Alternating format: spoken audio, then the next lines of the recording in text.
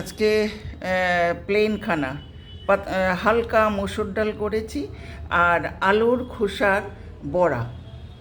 সেই আমার সব রান্নাই তো অতীতে যা খেয়েছি দেখেছি সেটাই আবারও করছি। সেটা আলুটাকে আস্ত আলুটাকে ভালো করে একটা নেতা দিয়ে ঘষে পরিষ্কার করে ধুয়ে নিয়েছি। তারপর আলুর খোসাটা একটু আলু বেশি রেখে কেটেছি।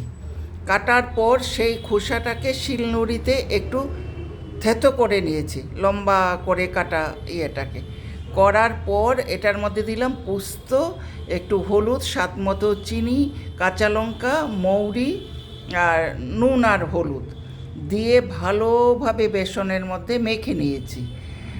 ফ্রাই প্যানে হালকা তেল দিয়ে তেলটাকে চারিদিকে ঘুরিয়ে সেটা বড়ার মতো করে এবার আঁচ কমিয়ে, যখন তেলটা গরম হয়ে গেল আঁচ কমিয়ে চারিদিকে এইভাবে বসিয়ে দিলাম।